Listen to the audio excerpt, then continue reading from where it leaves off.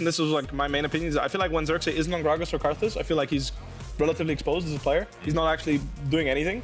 I don't feel like he's proactive enough on champions like Xerxe and LEES. So with Sejuani coming in, that's like his only saving grace right now. Maybe he can counterpick that with the Zac in case you want to take that away. But I feel like without Gragas, Karthus, and maybe Sejuani, I feel like Xerxe gets a little bit exposed in his early game pathing. How confident are you? Because I agree that Origen are erring more towards the tanks, especially if he doesn't get those AP junglers, goes for the Sejuani. But that then feeds into the meme of Origen being like a late game scaling team. Right. Are you confident that Rogue could be a team that's fast enough to try to beat Origen to that punch? Or do you think that if you're against Origen, you know that they're going to scale anyway, you grab as many scaling options as possible and you start flipping on the late game team fights? I think taking away their scaling options that are safe is the smartest bet. Taking away the Gangplank is a great example. You take away a relatively safe blindable champion top lane that scales incredibly well. Alphari is also very skilled at it, which means that this is a great takeaway. That's why, for example, Karthus is also a good takeaway because it's a relatively safe scaler. Gragas, same idea.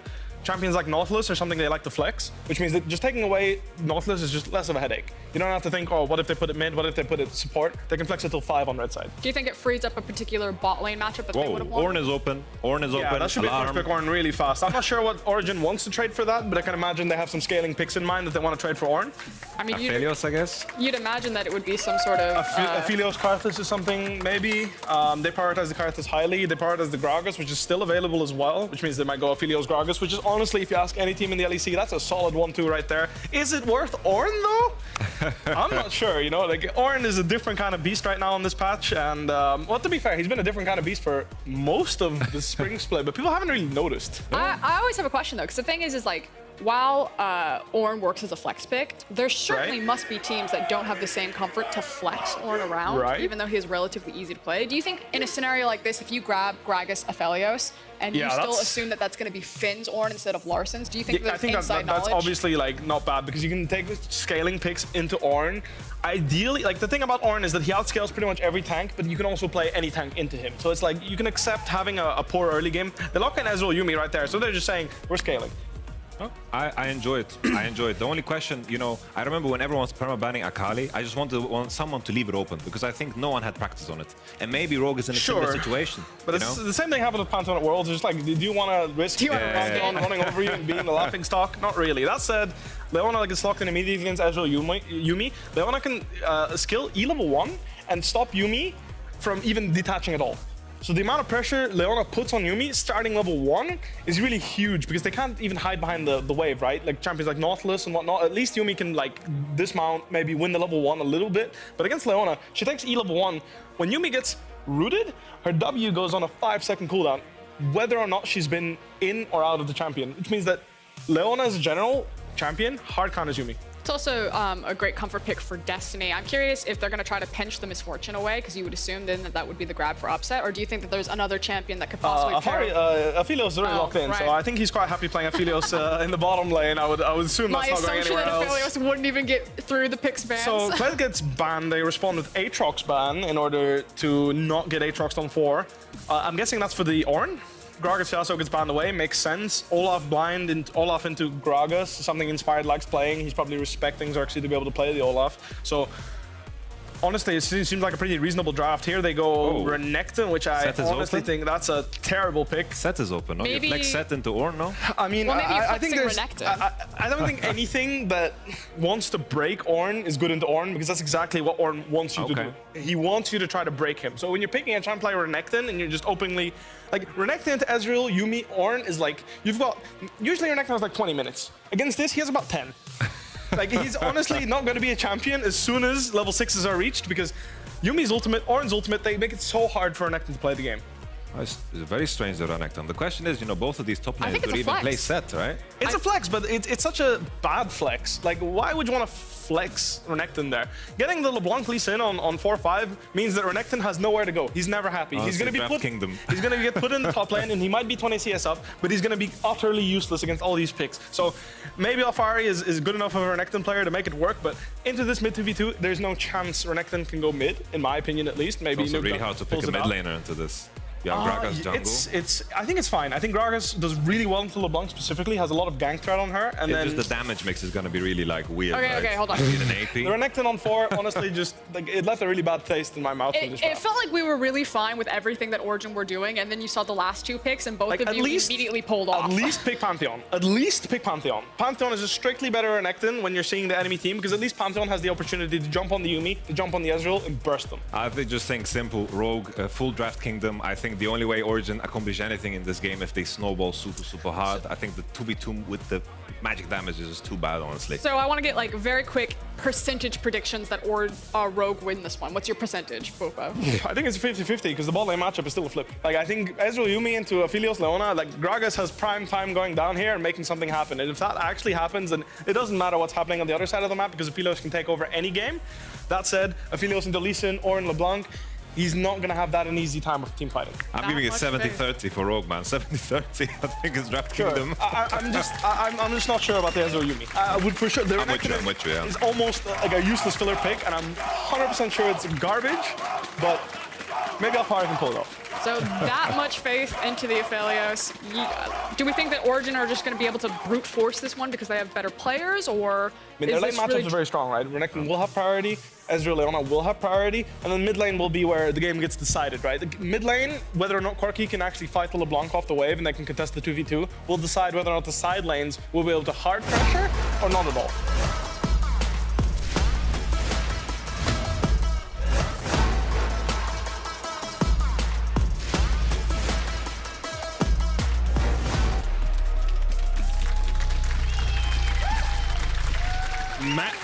Match of the week here between Rogue and Origen. Yamato calling it the draft kingdom for Rogue. Brippo saying it's still 50-50. It's a coin flip. Roll a D2 to see who ends up on top in this game. Yeah, seems like a lot of faith has been lost in the OG drafting, but OG coming in with a strategy right off the bat, straight into this bottom lane. They do have a sweeper on Xerxe as well, and a whole lot of pick potential here. Hansama will spot them out, and notice Hansama actually running the cleanse here too against, or with a YUUMI, with a heal and an exhaust. So like the analyst desk was already talking about, Rogue have identified this bot lane is very, very exploitable and are going to try and play as safely as possible. They definitely are. You can see Vander on the YUUMI. As Brippo was saying, Leona is a very good counter into the YUUMI. If you lock her down, it's very difficult for her to jump back and remount onto her teammate. But EZREAL can just jump away with his arcane shift. So assuming Vander spends a lot of time on Hansama in that bottom lane, it's actually going to be quite hard for the Leona to find those engages. Yeah, so the thing I'm looking for Origen to then do is actually get the rest of the team involved. Xerxe, get down in bottom lane, Nukeduck too, because if you run at the EZREAL YUUMI in a line, they're going to get away. If you come around them on a flank, trap them underneath their tower, that is where they are going to be vulnerable. So there's like some windows specifically where I'm looking for OG. Probably not in this initial clear for Xerxe, with them starting on the bottom side of the map. Expect him to go for those early Predator boots, and then maybe if they can try to unlock Nukeduck to roam out of this middle lane and go for a gank in that 5 to 8 minute window would be great. Alphari and Finn trading in the top lane. Inspired did start at blue and could come up towards here, but Alphari, with the Ruthless Predator stun early on, is winning out on those traits. Yeah, the fight also looks really bad at the start too, because notice Finn only built a refillable potion at level 1. This is fairly standard to go for. Of course, we'll upgrade into a Doran's a little bit later, as Xerxe is going to run into Inspired here. Both junglers have Smite, and the red buff resets. Meanwhile, in the bottom lane, Vander has been jumped on by Destiny. You can see Destiny using the Aftershock to try and tank that up. Hansama unable to connect with the second Mystic Shot, so ends up being a worthwhile trade for the Origen bottom lane. Meanwhile, Inspired is still here, but it's really hard to steal any camps away from a Gragas. He can time his W with just a ton of percent HP damage, as well as that Q and the Smite all in combination, so not the easiest thing to pull off. Refocusing down towards this bottom lane, because we saw Destiny jump on Vander right at the start. I don't think that was a great trade from him. He, of course, had to use a potion, and honestly, a lot of the poke that you put down onto a YUUMI doesn't stick inside the lane, because when you go for the all-in,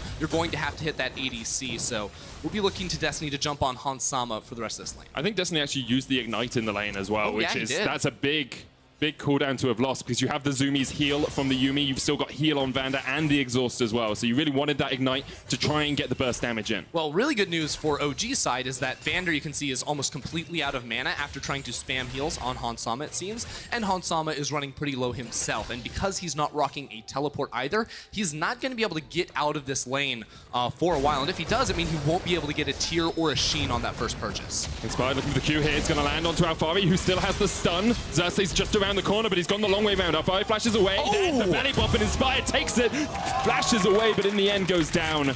Good counter gank there by Origen. Yeah, Xerxe was in a really uncomfortable position right there with Alphari running away from him. He said, screw it, flashes underneath the tower, and then interrupts Inspired on that ward hop. So already reading him in what should have been a bit of a weaker early jungle matchup here and getting the first blood to boot. Have another look at that play. You can see Inspired was hit first. Alphari knocked up against the wall. It's funny, too, because neither jungler has a red buff either.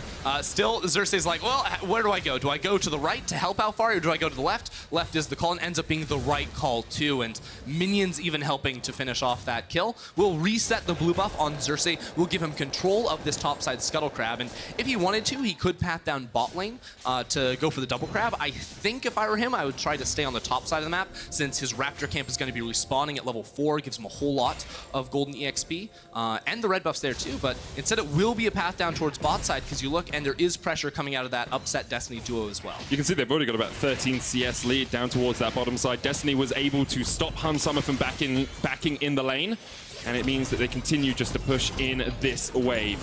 As you said, Vander's still very low on mana down here, so we'll see if Origen decide to go for that bot lane dive they talked about on the analyst desk. Yeah, I don't think they can. Xerxe still hasn't got a base off. He's full HP, right? But no flash.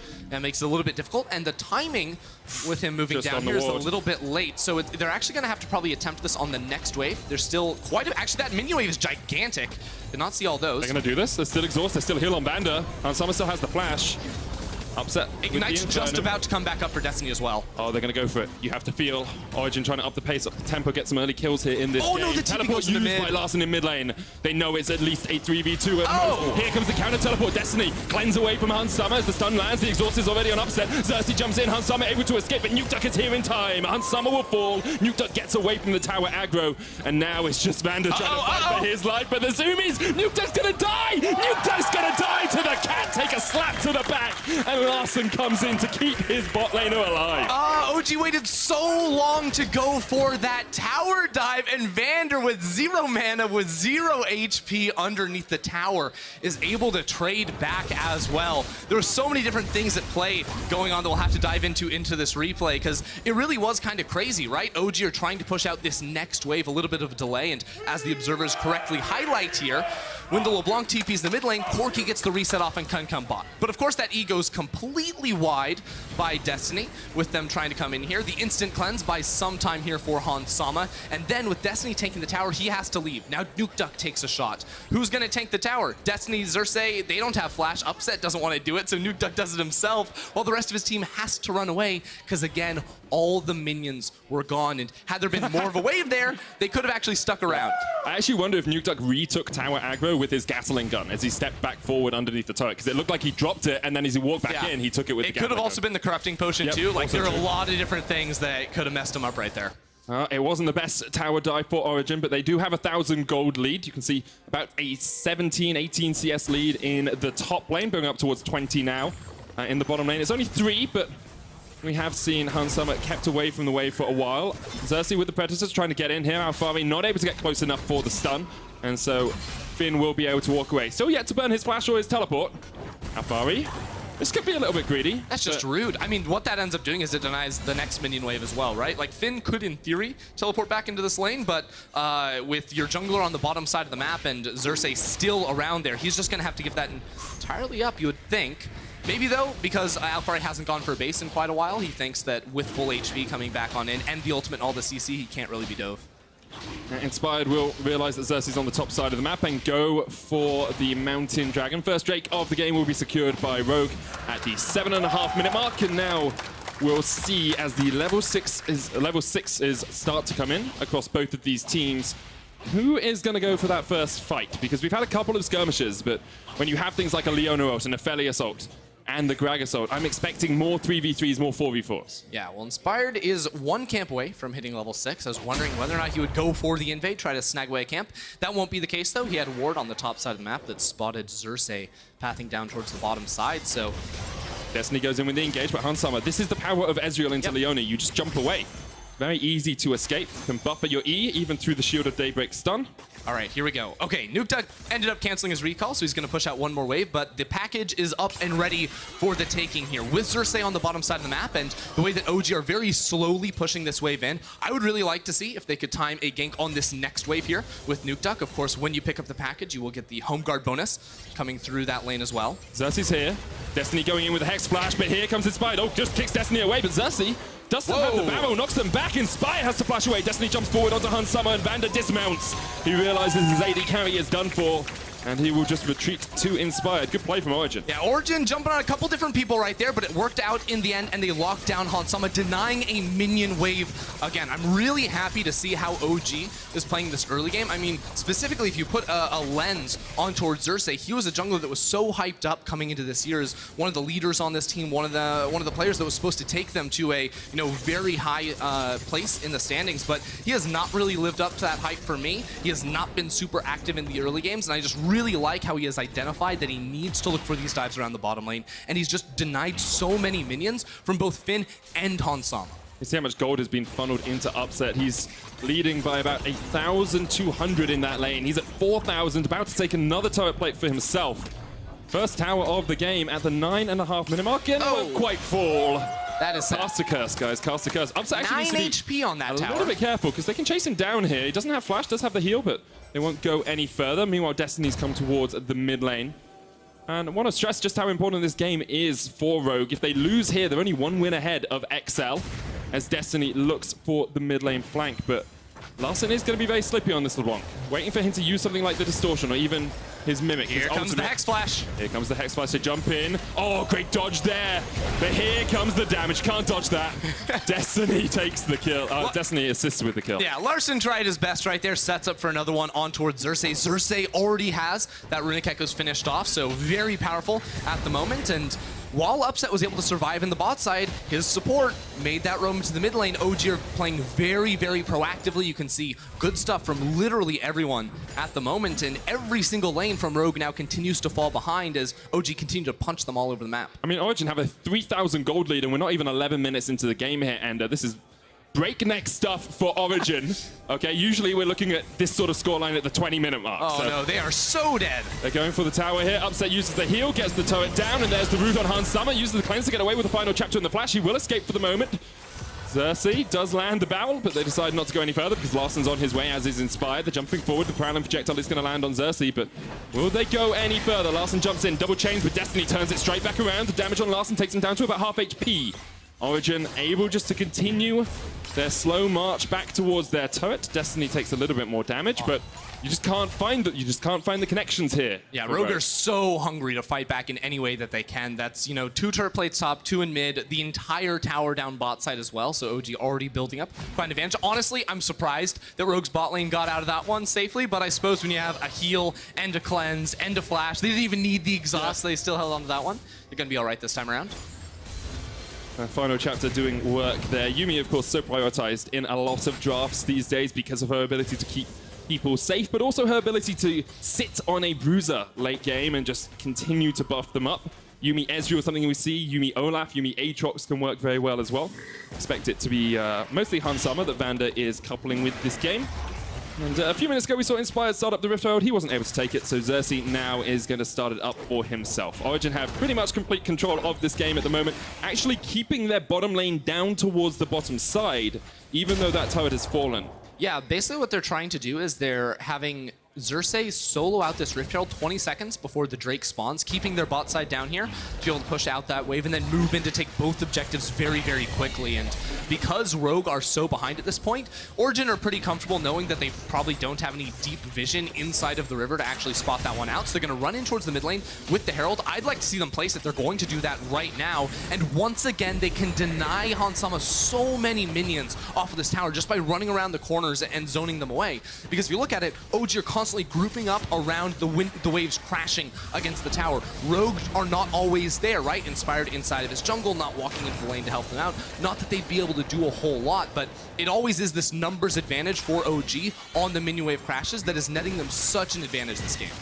Going to look for their first dragon of the game. We'll have a look at some of the completed items here. And Luden's Echo finished on Larssen, Sunfire Cape now on Finn.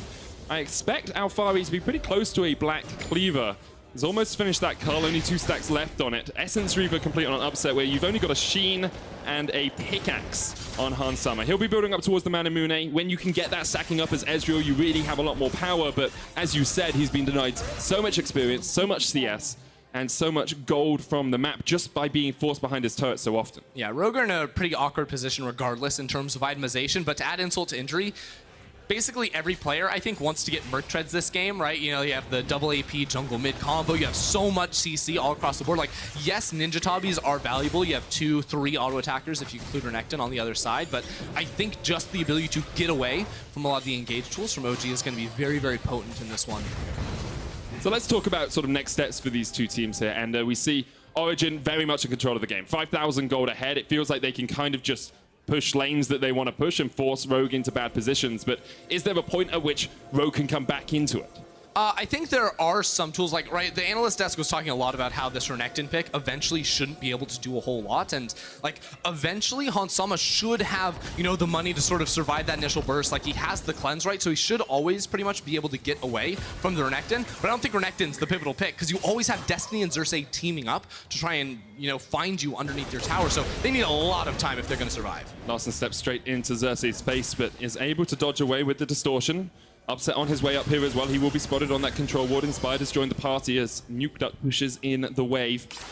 It feels like Rogue could give this one up, but instead they decide to defend as Xerxe and Destiny decide they don't want any more of the action. They back off towards the blue buff. Yeah, so one thing that I've noticed that slows Origen down a lot in their mid games in particular, because like this team isn't necessarily like allergic to getting early game leads, right? Like they do generally do well inside the lanes, but they are very willing to just give up on a play to go back and farm. And this is a case where they push out that middle lane. There's nothing else for them to get, so they're going to bring 4 members up to the top side of the map. Larssen's doing a really good job of sort of clearing out bits of the wave, you know, culling bits of the wave to make sure that there's never a huge minion wave pushing in on that top lane tower. Makes it a lot harder for Origen to set up the dive that they would want. As you say, they're a team that chases perfection, and if they can't see the perfect play, they tend to just accept that they can scale up, go back, farm, and then get their next items. Yeah, I do think already I'm seeing some adjustments from Origen, though, and how they're playing. Upset by himself, though, is maybe a little bit ambitious here, but we'll dodge away from the slow from YUUMI. What I actually really like to see them do is these sort of full map shifts, because it's not just looking for the tower dive and top lane. Like, even when plays aren't happening, they're doing a lot of good things. If you noticed, like, bot lane originally, Alphari pushed all the way into the tower, and then rotated up to pick up mid lane as well. And what that was trying to accomplish was to allow OG to put 4 members in topside to burst down that tower. Now, it was a little bit slow, and Rogue were able to clear away that wave, so Nukeduck ended up resetting and going bot side, but this idea, OG are going to try and do again and again. This time, it was Nukeduck in bot lane pushing it out. Now he comes into mid lane, and that full shift of pressure allows OG to again have 4 members in the topside jungle and take down that tower while also funneling resources into their solo lanes. You can see CS leads across the board for Origen. Only 1 in the mid lane, but it's still a CS lead. There you go. Still counts on statistics, and with a Infernal Dragon up in a minute and a half, you have to expect Origen will be eyeing that one up pretty hungrily. You can see Rogue trying to get as much vision around here as they can.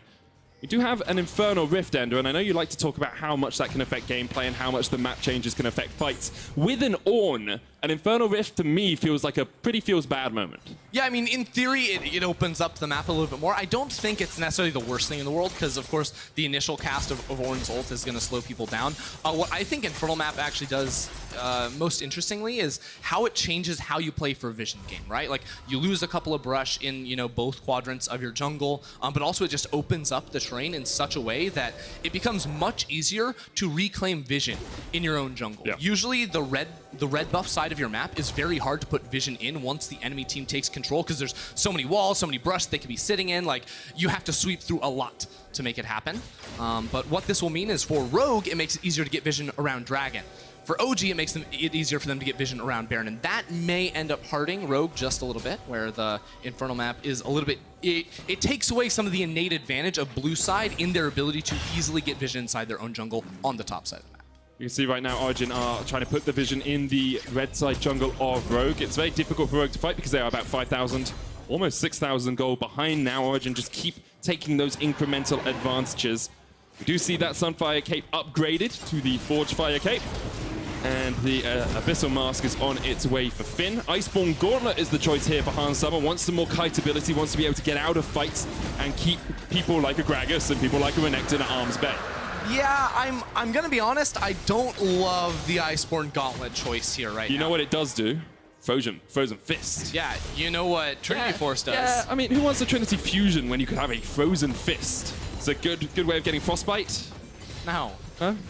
No, I want him to get the damage, right? Like, he's doing the damage on this team. He needs to have the poke. And honestly, like, OG have so many, like, blinks to get on you that I don't think the slows are going to be super, super valuable for him. Like, of course, what it means is it means, like, a cheaper second item. It gets him into the Blade of the Ruined King a little bit faster. But again, you don't have a ton of HP stackers on the other side with, like, the GRAGAS inside of the jungle as opposed to any of these, like, fighters or tank junglers. So I think he would have been better off to go for that Trinity Force. I understand your reasoning, especially since you have a lot of slows and a lot of disengage on your team anyway with the YUUMI, with the Ornn ult, and even with Inspired using his kick as a defensive tool if needed.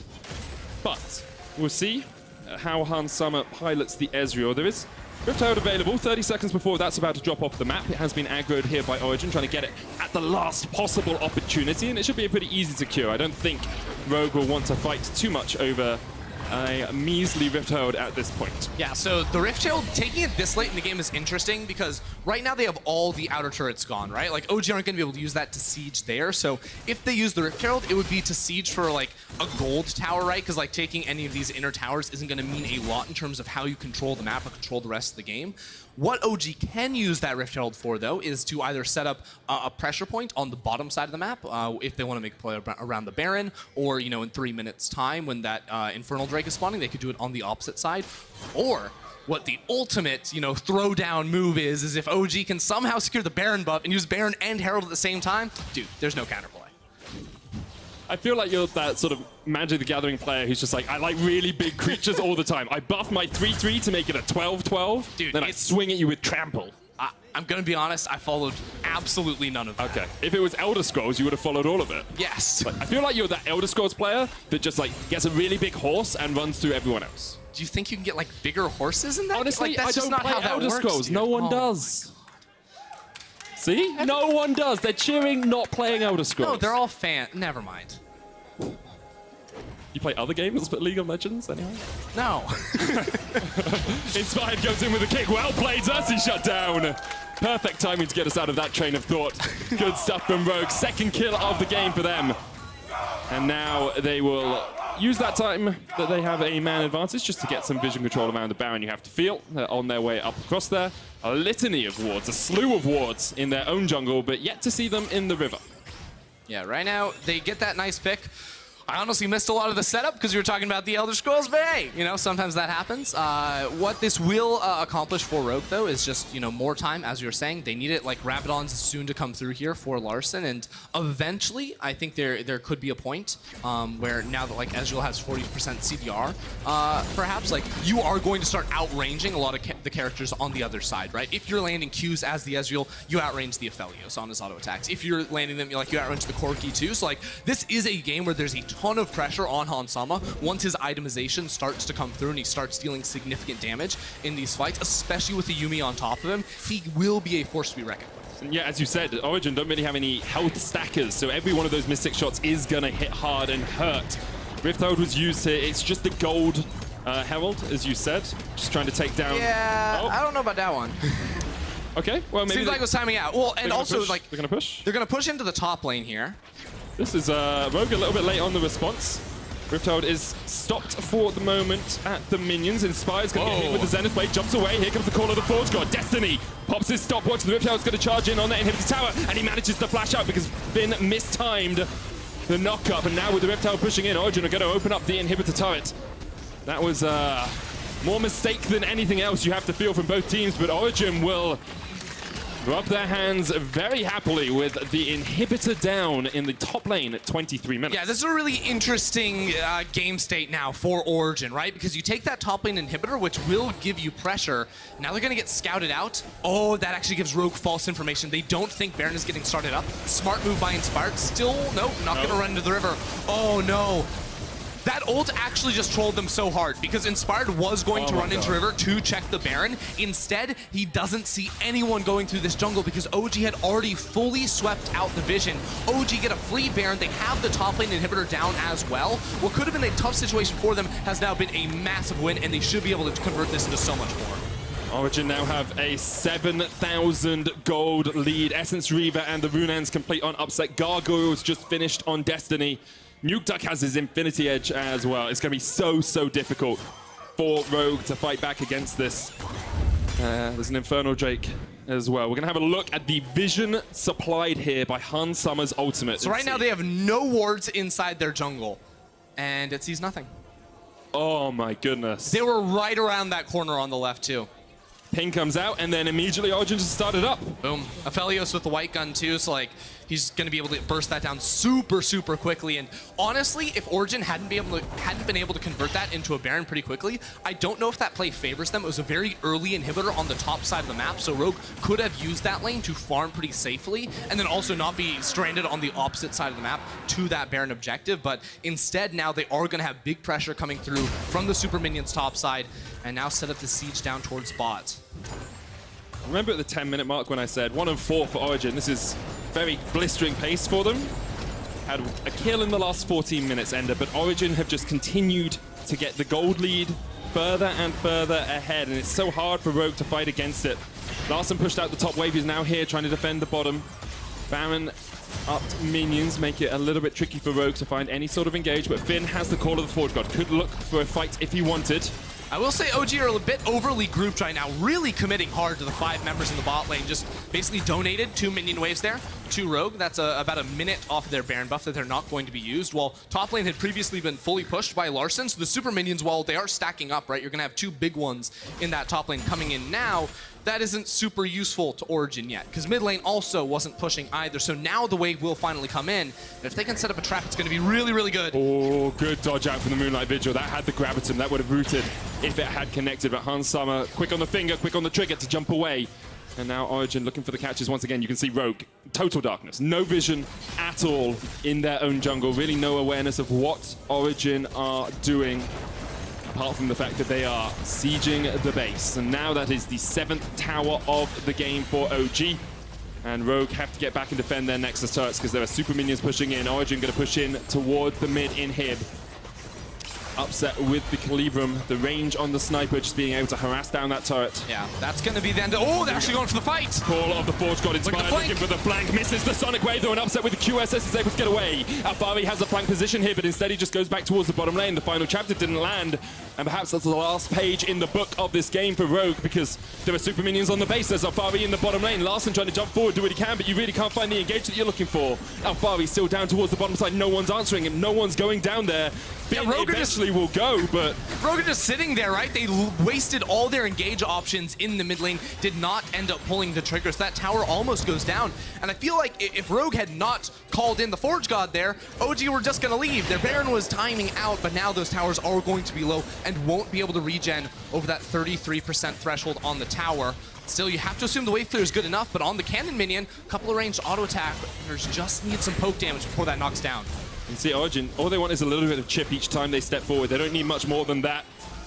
Hans Summer's still very healthy. I think he's going to go back and get a Blade of the Ruin King here. Sitting on the Bilgewater Cutlass, that will be a big spike in damage from the EZREAL, but will it be enough? He can get it upgraded by Ornn.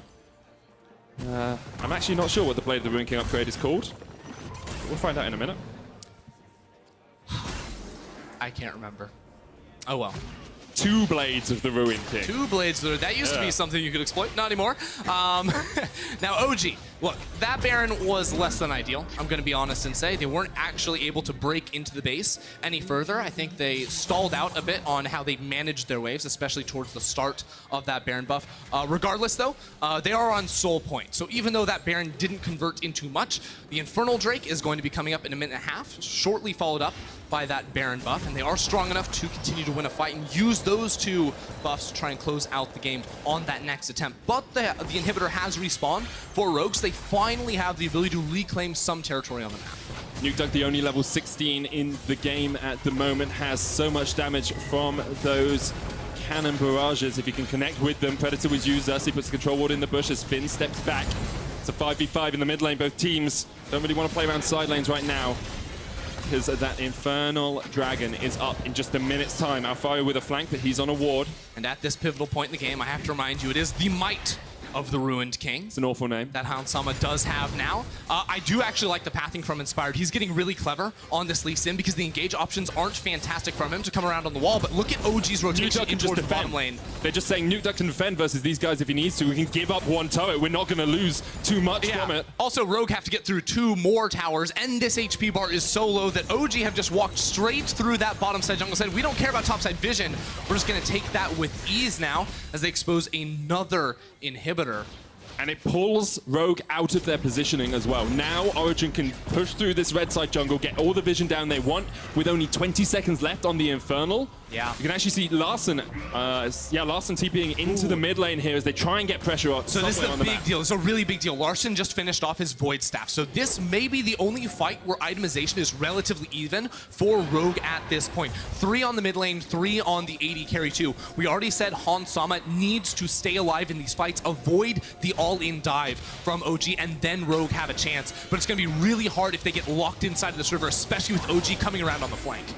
Here we go. Dragging down to 4,000. Origen stepping forward. Solar player hits on Inspired, and there's the Zenith Blade follow-up. You can see the damage already as Upset goes on a killing spree. Call of the Forge God is coming down as Upset gets locked up with it, but Larsen's already down to half. The chains connect, and he gets one. Finn still chasing onto the back line, trying to get onto Upset, but he can't quite do it. True Shot Barrage isn't quite enough as Upset eats the honey fruit. Alphari now has the flank onto Finn, onto Hans, onto Larssen, but Hans is able to get away with the help of Vander. Now it's still a 4v4. Finn still has the flank. Upset still low, but you can see Larsen's been chunked out as well. Vander jumps back onto him and heals him up. Yeah, they're just playing off of skill shots right now. You can see, even with Inspired going down immediately, Hans can do so much work, but their jungler is down. Xerxe is alive and has a smite, so Rogue are trying to keep him enticed, but there's a TP coming in on the bot side. It will not be a flank attempt here. Both of them. From Alphari or Nukeduck. Instead, they will just group up and try to take down this objective. Inspired's back up, but he's decided to try and help out with the bot wave. Finn on his way. No Call of the Forge God for him. There's no smite here. That's the soul of Origen. They get the Infernal, but Finn finds the engage. It's only onto Xerxe. Upset still alive on the back of the fight. You've got to watch that APHELIOS. Destiny has a flank position. Yeah, Rogue need to back away and sprint straight to the Baron on the top side of the map. Inspired has respawned, and Xerxe is going to be dead for another 30 seconds. OG get the permanent buff. They get the Infernal Soul, but it's now Rogue's opportunity to start up this Baron, and their best bet, honestly, is for OG to try and fight the 4v5 into them. Crucially, though, Vander has almost 0 mana, so this YUUMI is not going to do basically anything. That's so key. Here we go.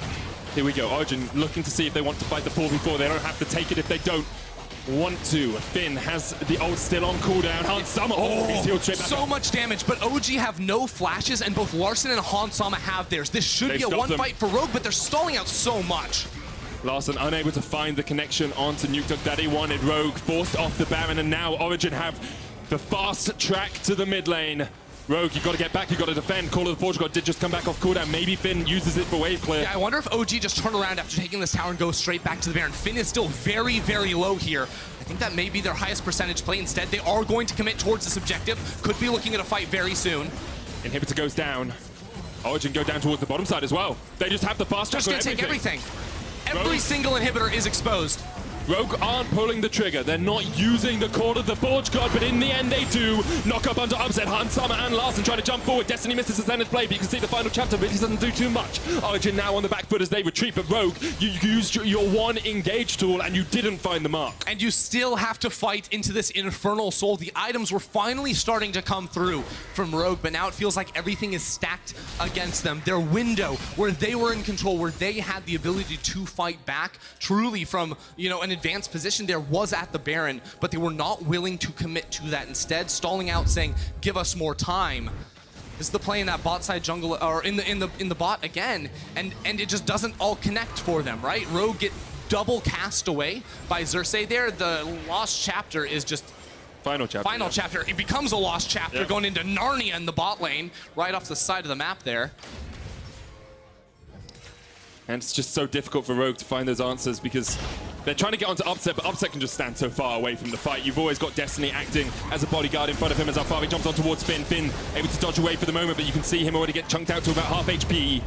Larssen, Hans, Inspired, they've got a good flank position. Well, here's the problem. If Rogue pushed through... Oh, he jumps straight into it! But immediately gets the cleanse away, but Inspired has been caught. The jungler is down. Larssen trying to put the damage down as Hans Summer gets chunked out by Nukeduck, able to jump away with the arcane shift. Alphari now on Larssen, but he can't quite get there. You can see Hans Summer takes a bit of damage as well. Moonlight Vigil's going to connect. That's the Infernum coming down. It won't be enough. Xerxe down to half, but Origen, they've got the fast track. They've got the mid lane. They can just push in. Upset stepping forward. Upset going for the kills here. It turns around with Hans Summer. Hans Summer has to stay alive, has to get back to the base somehow, because right now Alphari is in the base, pushing for the end. Finn is going to start channeling his recall. Larssen too. Hans Summer is posted up here, trying to stop OG. Jumped on with the Zenith Blades. Xerxe takes him out. And Vander's not going to be able to do too much here. Nukeduck chases it in the corner of the forge. Got been used in the bases. Alphari is chased away, but the rest of Origen are on their way. They can sense it. They can taste blood in the water as they look for the win. Origen just keeps going for these back doors here with Alphari. Alphari going to get chunked down very, very low, but ults to stay alive through the GA. Now all 5 members of OG are here in the base. It's a 3v5 with just 1 tower to defend. Origen with a win would top the table alongside Fnatic and perhaps G2, and it looks like Rogue aren't going to be able to hold on to their base for much longer. The second Nexus tower falls as Inspired jumps in, but already Larsen's dead. Inspired's down as well, and Finn can only walk wounded back to the fountain. It will heal him up, but it won't heal their hopes of winning this game. Origen top the table at the end of week 6. Origen, they came out fast and they came out strong here and played the map just about as well as you possibly can through the early game with Xerxe's tower dives denying Rogue so much, to the plays where they just snuck into the Rogue base, took down inhibitors, and snuck a Baron too. Just through and through, I thought this was really, really solid stuff from OG. Great stuff all round by Origen. They had total control of the game for the majority of it. There were a couple of moments where it looked like Rogue might have a team fight, might have an opportunity to get back into it, but I have to say this is a much, much cleaner game from Origen than the one we saw yesterday against Schalke. It absolutely was here. I mean, OG, they for a team that tops the tables, it feels like they almost get the most criticism for any squad. They play different to all these other teams. They take it slower. The mid game, not necessarily all there. This time around, they got that 20-minute inhibitor in the top lane. They snuck a Baron. All the pieces sort of fell together for them to be able to close this one out in the end. Rogue will obviously be disappointed because now they sit tied with Mad Lions at 7 and 5, and that's only 1 win ahead of XL Esports. They will really need to win in these next few weeks. You need to take games off of the teams around you, off of the teams just above you if you're going to make it into playoffs. And we are looking at a very close, very exciting race for that 5th, 6th spot. You said XL, Rogue, Mad Lions, all sort of in there, all vying for playoff